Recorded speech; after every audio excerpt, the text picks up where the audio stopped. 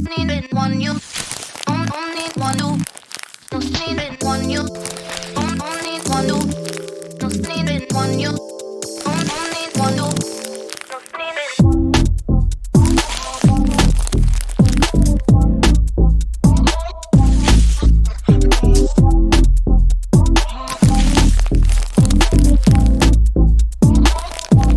Hello everyone, welcome back to my channel. My name is Elvina Majiwa. Welcome to the Tobacco Control Story of Africa episode 3. And today we are in Nigeria. So Philip, welcome. Thank you for having me and welcome to Nigeria. Thank you so much. Thank you so much. It's a beautiful city. I love the environment. I love the food. The people are very warm, welcoming. Yeah. I think you're very, very right. We're as warm as the weather is now. What do you think about the weather? Oh, it's hot. It's very hot. Yeah, unlike Nairobi where I come from. Yeah. It's on the cooler side. Yes. So, okay. Tell me about yourself. Tell us about yourself and your tobacco control journey. Where did you start? Sometimes I find it hard to tell this story. And that's the major challenge of communicators.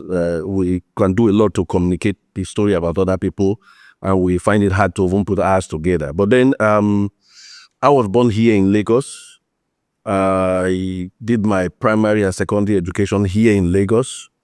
Before moving to the eastern part of the country where I had my tertiary education, I read mass communication and I graduated in year 2000. After the compulsory 1-year national service, which entails people from one part of the country going to the other part of the country, which happened in 2002, I started work as a journalist in 2003 in a newspaper called New Age, now defunct.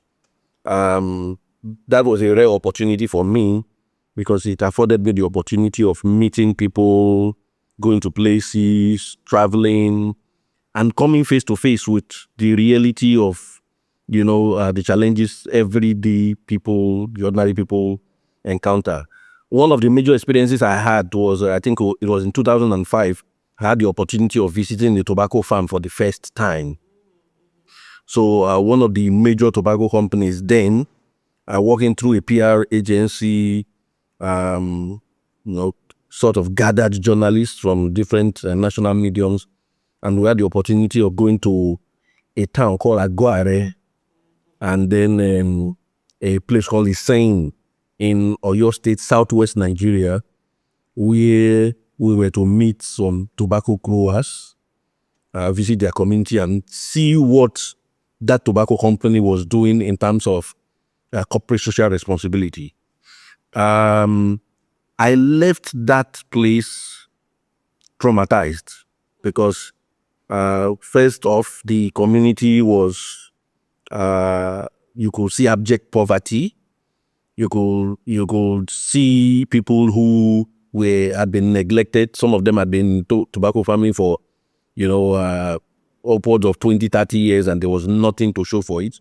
And I remember asking the public relations manager of the tobacco firm, look, you brought us all the way from Lagos, spent so much money, put us in hotel, and this is the community you are talking about. You're talking about corporate social responsibility. This community is poor. There's nothing here. They don't have good roads. They don't have electricity. They don't have water. And you brought us here. You are giving them cutlasses and hoes, and you call this corporate social responsibility. Look at all what you spent in terms of, the resources to put this together, bringing us all the way from Lagos, about 200 or so kilometers away. And I remember his answer was so vague and orphaned-ish that, well, the government is supposed to do that. They have done their own bit. And I was not satisfied. So I went back not writing a positive story of that visit. So that was my first encounter. That was 2005. 2005. What was the situation in terms of tobacco control then? Legislations. Well, and the legislations in Nigeria. Well, that period was when Nigeria just ratified the WHO FCCC. Nigeria signed in 2004, and ratified in 2005. So the environment at that point had all the trappings of the industry at work. There were billboards, there were adverts on television, there was radio jingles. There was this thing going on then, the fashion show in the colors of the tobacco industry. So British American Tobacco was here, and all their products. So the industry was fully in control. So that visit I talked about, when I joined a host of journalists to the tobacco farms, was to, for them, polish their image. But for me, as someone who, my background was that of, conservative, I hated tobacco in the first place. But then I thought I would see something encouraging, and I was disappointed. So it was an eye opener. But then the climate generally in Nigeria, and big cities like Lagos, there were billboards everywhere. There was of tobacco products, and so it was wild and wet, like one of their own adverts. So there were promos, there were what they call secret smoking parties. All these things were going on and unchecked at that point. It wasn't until 2007 that we then started having some exposés. Nigeria made the first effort to domesticate the Framework Convention on Tobacco Control. We signed and ratified 2004, 2005. The early beginnings of attempts to domesticate it was in 2007, and the first attempt was in 2011, but it failed to sail through and only happened finally in 2015 due to some of the works that we did at that point. Yeah. So how has the trajectory been, the milestones? How has tobacco control evolved from your perspective over the years? You told us about 2005, 2004, 2005.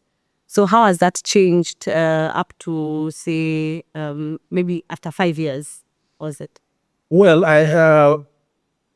the environment, like I said earlier, was one that was saturated with the industry. They were everywhere, crawling over the ministries, doing stuff with different ministries of government and agencies.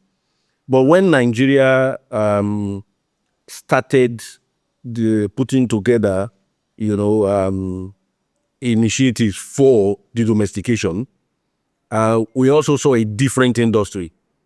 An industry that started talking about job losses if we have a national tobacco control legislation.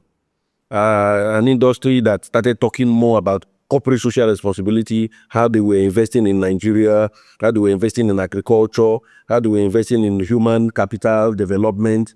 So the trajectory started changing. The industry started becoming more ingenious in trying to convince our lawmakers, trying to convince the Ministry of Health and the entirety of government that they were a stakeholder. But then activists also recalibrated. So we started exposing some of these things that we were doing, how their corporate social responsibility was just to hoodwink government into believing that something they really invest in the economy. So we also started doing a lot in terms of press briefings, articles, referencing, what was happening in other parts of the world, the countries from where these tobacco companies came from, where tobacco smoking is dying, and how it has started growing in Nigeria and other countries of Africa. So as the situation changed, we also changed.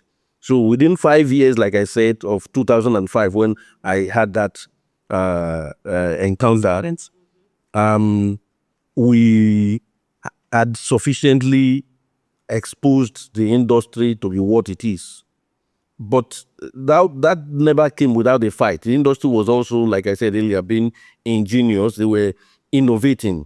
I remember in 2007, 8, 9,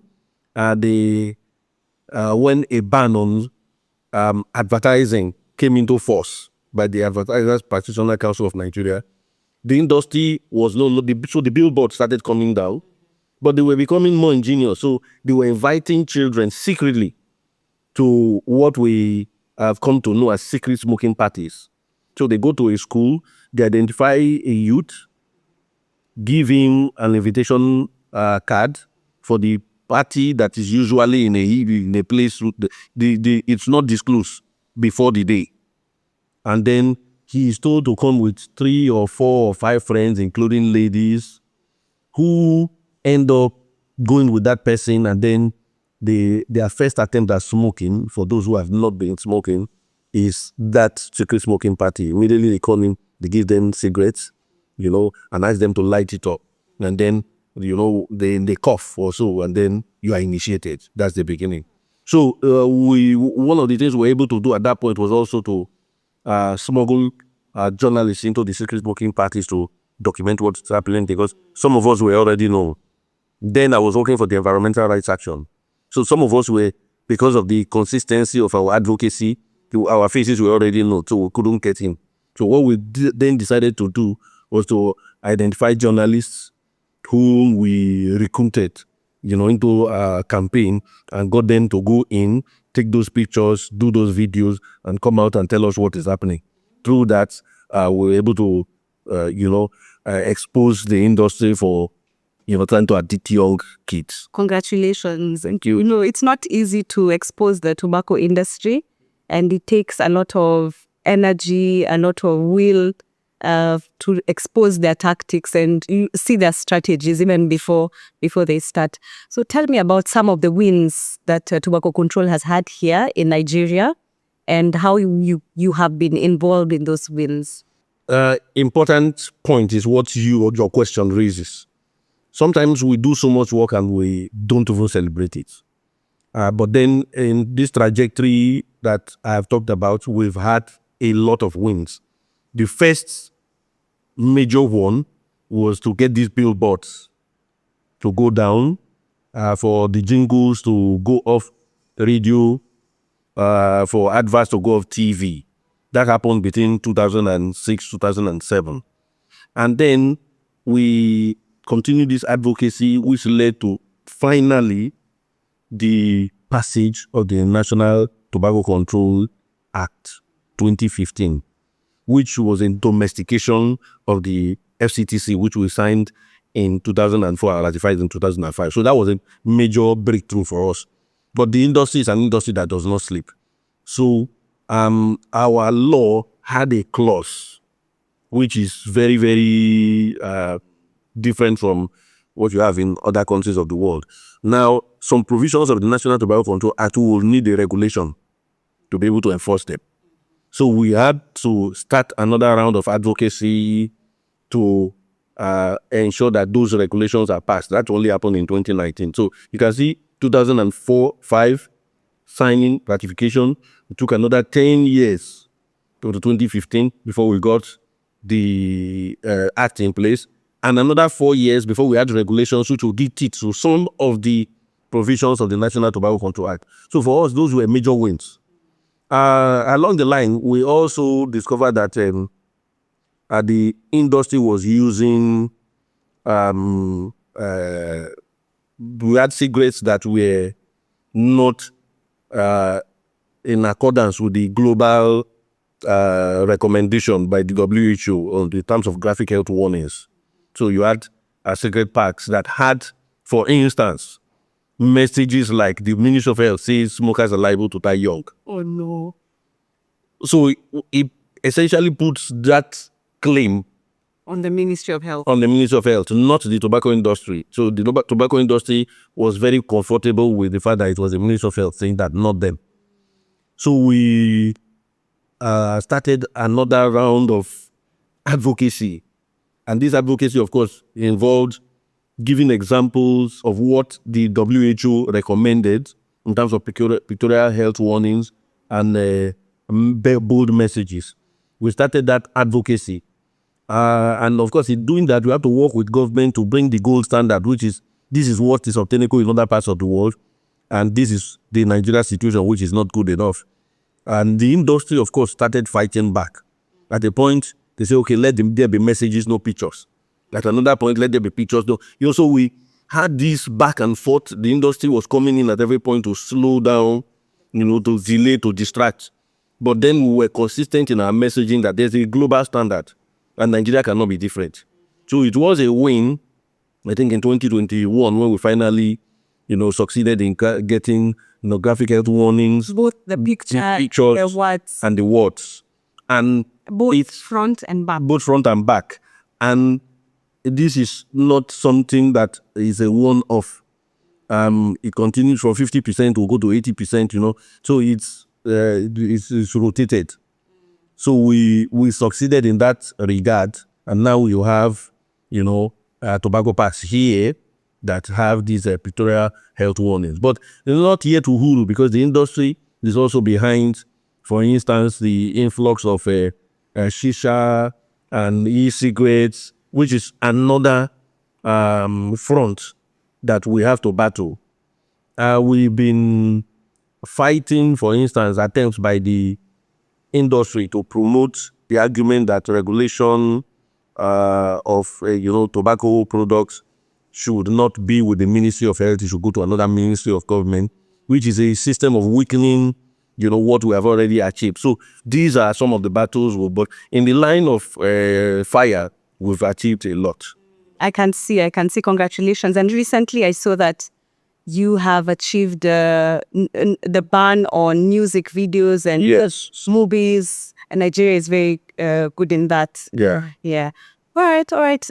Has the tobacco industry ever taken you to court in terms of the media or the civil society organizations? And how was that experience? Well, we've had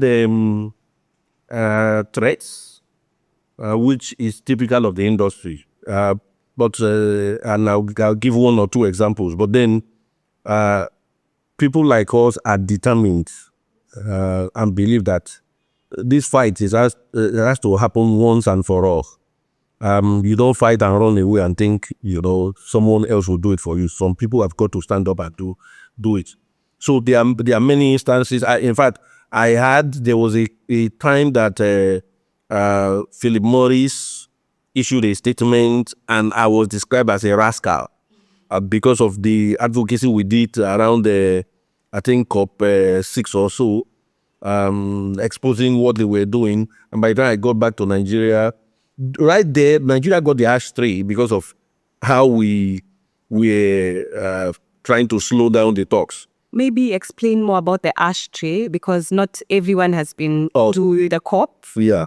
So which year did you attend COP? I think that was this story is 2018. No, I've attended a lot of COPs. Okay. Yeah, but this particular instance is 2018. Yeah.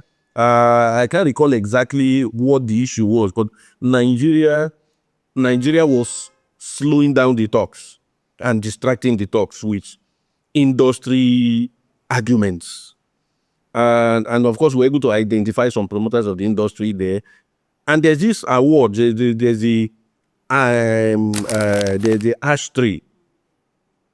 The ashtray goes to the country that, has disappointed, other countries the more.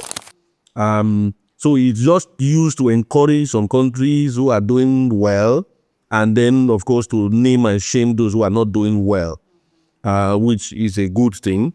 And unfortunately, Nigeria was slowing the talks and distracting with industry arguments, and Nigeria got the ashtray in 2018. 2018, and that was in Geneva.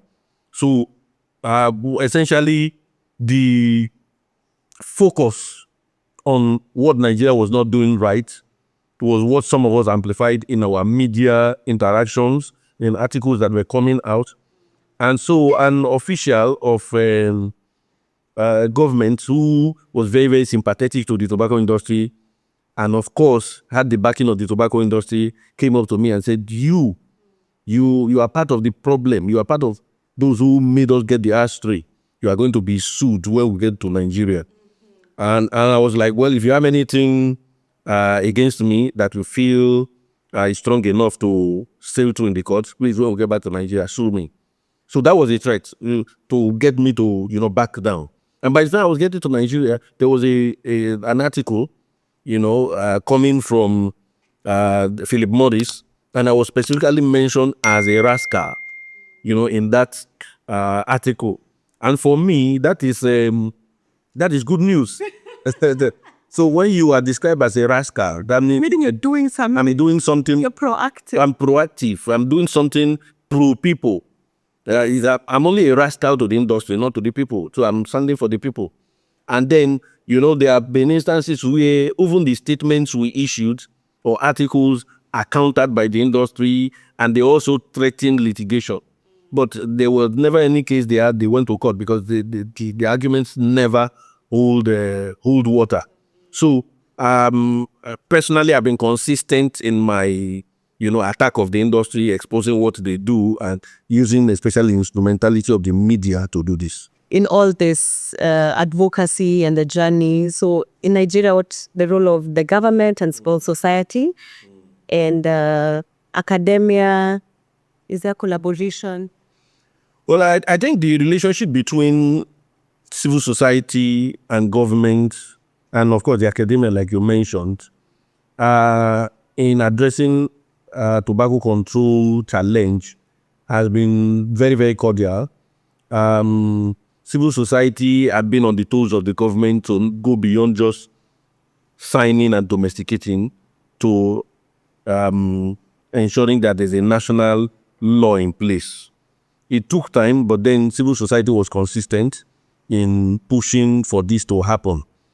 Different groups worked on different campaigns, all targeting the passage of the National Tobacco Control Act, which essentially domesticates the Framework Convention on Tobacco Control.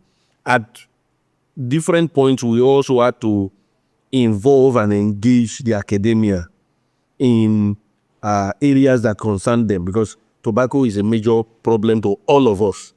And, for the academia, they know their students smoke. And students who smoke will end up not being very, very confident because they depend on cigarettes to give them that confidence. And those that get addicted end up, with different illnesses and ultimately can die or become a problem to, their wards, their family, people. So the medical professionals, of course, they are the ones who see those who are dying from tobacco smoke. So every sector was involved. Even the Nigeria police, they were involved. In enforcement exercises, they are involved. So the relationship has been very, very cordial, and it was instrumental to piling pressure on government. Government will always be government. At times, you had divergent views from different ministries of government on the same subject. While the Ministry of Health advocates for health and prioritizes health over far above any other concern, you also have the ministries of government like Ministry of Finance, the Nigeria Customs Service, who are more concerned about, finance, revenue coming in. So we had to look at how to bring these agencies of government together to see the area of convergence, so that despite the fact that, yes, we want revenue, not revenue at the price of the lives of our people. Because we've had a lot of bright Nigerians, especially of the last generation, who became addicted to smoking when they were young, and they died, at their prime, when they were supposed to, enjoy what they are giving to the nation. That was when some of them, ended up with different ailments that killed them and created a problem for their families and society.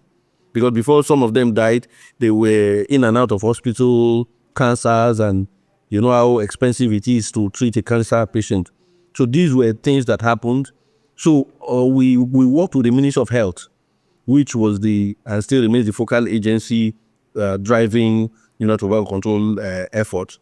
That in their engagement with other ministries of government that are also relevant, the focus is that the Ministry of Health collaborates and is the driver, because we must prioritize the health over profits. It's only when we're alive that we're talking about revenue. You don't get revenue from dead people. And so with this, we're able to, determine the narratives which we have used to hold the industry to account here. Regarding new products, the emerging products, what's the situation here in Nigeria? The vapes, the nicotine pouches, shisha, what's the situation? Now I can break them into two categories. I think shisha is making inroads into the country, not because of people know so much about it, but the industry promoting shisha use has been working with the entertainment industry to promote shisha as less harmful, to promote shisha use as modern, as high. And so we see a lot of celebrities who should be talking about the dangers of shisha use actually using shisha, and then these are role models. So a lot of young people are involved in shisha use. But correspondingly, there's awareness now that, look, this product is as dangerous as what, or if not more, than what we have been advocating against. So that is for shisha. For the vapes, although officially these things are not brought in, there's online marketing of these products, E6.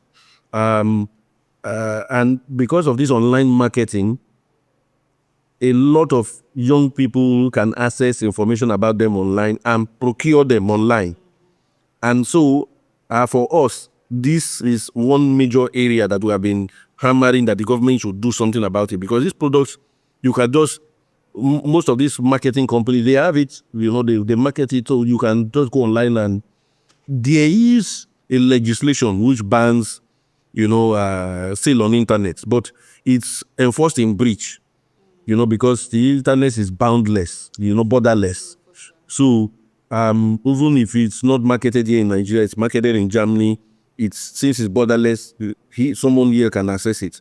And we've seen a lot in terms of the industry using Facebook, Twitter, and other platforms to promote their products, to promote their image, to promote their so-called corporate social responsibility, and recruit a lot of influencers to help, whitewash their image.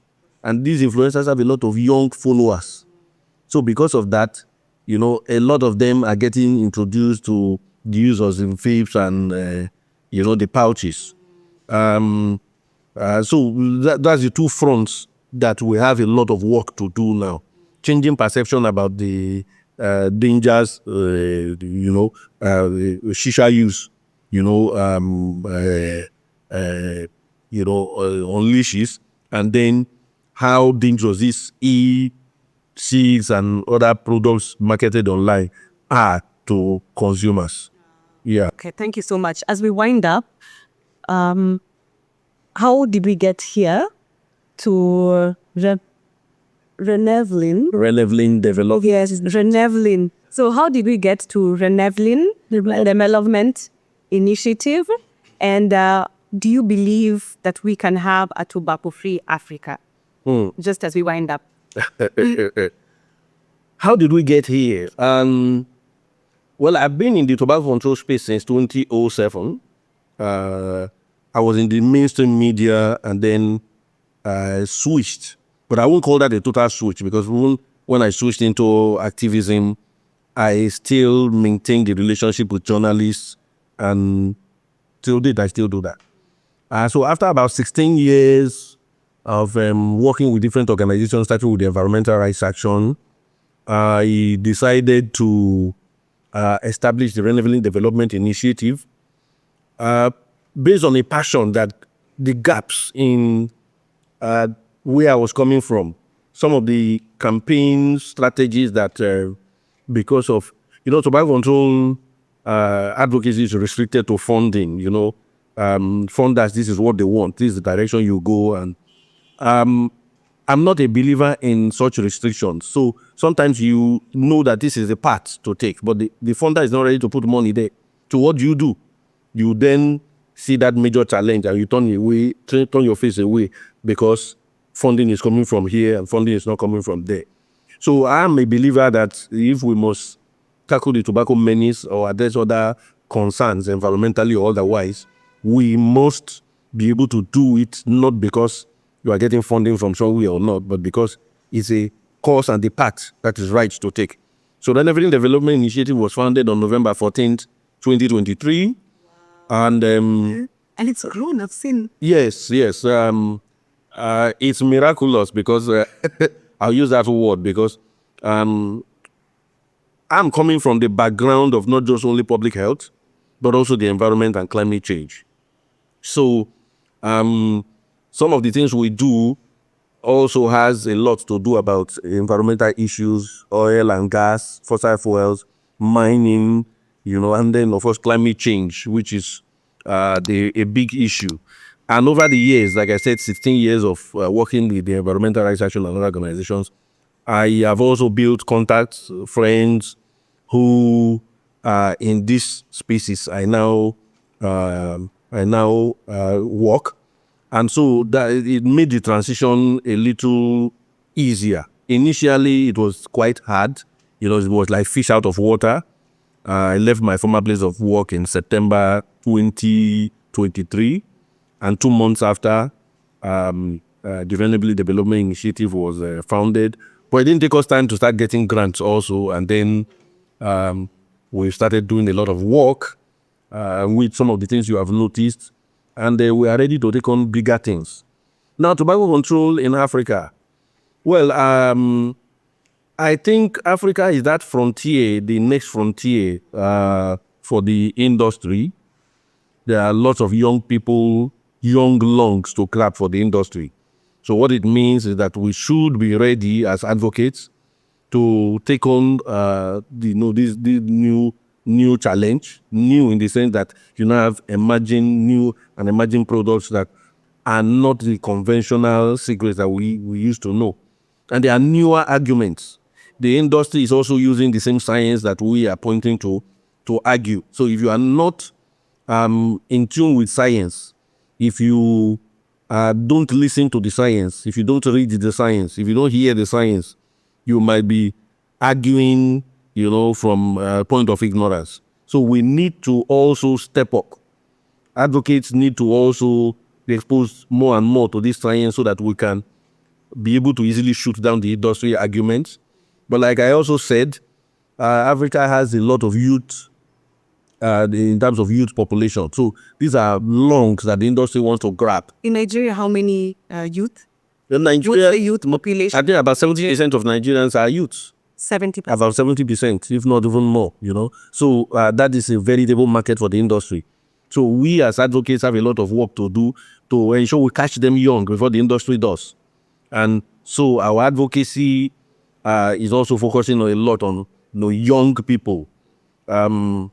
We can't have sit-tight activists who have been there 10 years, 20 years ago, and we're top of governments that are despotic, and in the industry we are doing the same thing. So the focus for people like us must be on the next generation who must take this campaign to the next level. Last question. There are those who believe that young people want to do everything and are not specialized in tobacco control. What's your take on that? Well, young people will always be young people. If they want to do everything, it is our own responsibility as older people who have seen more to make them understand that it's better you hold on to this and do it well rather than hold on to everything and not do it well. Young people will always be young people. I think even our own generation had the same issues. So it's from one generation to the other is the next. The older generation is like, oh, these young people, they are lazy. These young people, they are not like us. From every generation seems to have the same story. And I'm sure this younger generation, by the time they are our age, they too will look at the next generation, if food care is not taken, and say the same thing. But the older people should stop complaining. I'm talking about us now, and look at how we can now help shape the younger people, help get them to focus on the very, very important things. Yeah, they can do a lot of things. There's nothing wrong in multitasking, but you should be an expert in some things. You can't be an expert in everything. So I don't see it as a problem. It's something that has to do with age. But then they must be mentored. They must be told, taught, involved. So it's not one. Sometimes we have a lot of older people talking. The youths are this, the youths are that. They are not doing anything. We must be involved in transitioning to the younger people. So bring them to meetings, take them to trainings, give them responsibilities, see them through it. Where they make mistakes, correct them, give them another chance. Until they become good, and before you know it, even though it's their own generation and there's a different way of seeing and doing things, but then they are then more focused because the future is theirs. Thank you. Thank you so much. Thank you. And thank you so much for watching this episode of the Tobacco Control Story of Africa. And we just heard about the journey that Nigeria has had. It has had challenges, but it has also had very big wins. So please subscribe and like this video and comment below any questions you have about tobacco control in Nigeria. Thank you so much. Bye.